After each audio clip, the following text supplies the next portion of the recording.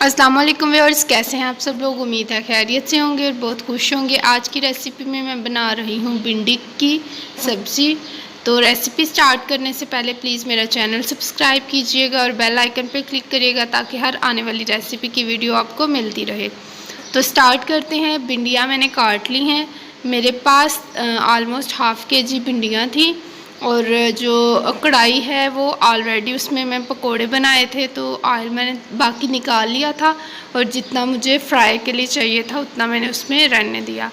अब यहाँ पे मैंने भिंडियाँ फ्राई की हैं। इस तरह लाइट ब्राउन होने तक आप इसको फ्राई करेंगे और फिर हम निकाल लेंगे और उसी ऑयल में हम प्याज डाल लेंगे फ्राई होने के लिए।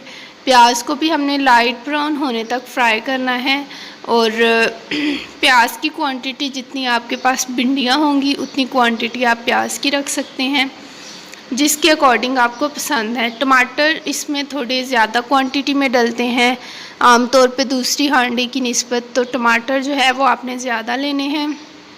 हरी मिर्चें मैं इसी तरह ऐड करती हूँ क्योंकि जो छोटी हैं वो मुंह में आती हैं और घर पे किसी को भी इस तरह से पसंद नहीं है, इसलिए मैं बड़ी हरी मिर्चें काट लेती हूँ और फिर उसको सालन पका के निकाल देती हूँ।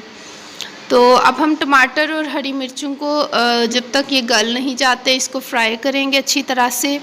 जब ये प्याज में मिक्स होना शुरू हो जाएंगे तो फिर हम उस टाइम साथ साथ प्याज भी फ्राई होता जाएगा, उस टाइम हम इसमें भिंडियाँ ऐड कर लेंगे। ये देखें ऑलमोस्ट ये इसमें मिक्स हो चुकी हैं। उस टाइम पे मैंने जो फ्राई की हुई भिंडियाँ एक साइड पे रखी थी उनको मैंने इसमें ऐड कर लिया है। अब हम इसकी अच्छे से भुनाई करेंगे।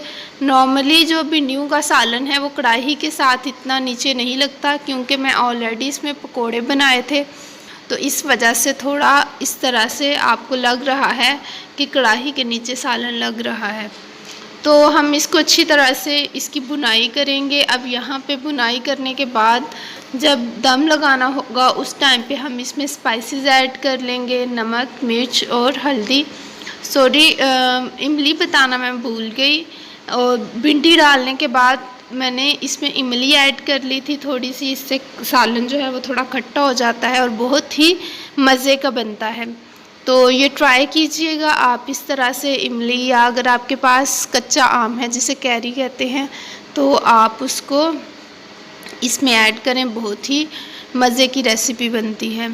तो अब हम इसको थोड़ी देर और भूनेंगे 5 मिनट तक हल्की आंच पे, और भूनने के बाद हम इसको दम पे लगा देंगे 4-5 मिनट के लिए, तो हमारा सालन पक के तैयार हो जाएगा। वीडियो अगर पसंद आई है तो लाइक कीजिएगा, शेयर कीजिएगा और मेरे चैनल को ज़रूर सब्सक्राइब कीजिएगा और अपने फ्रेंड्स के साथ शेयर कीजिएगा और बताइएगा कि आपने ट्राई किया तो किस तरह की आपकी रेसिपी बनी।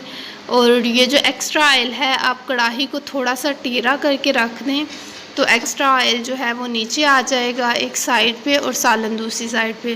वीडियो को लाइक और शेयर ज़रूर कीजिएगा।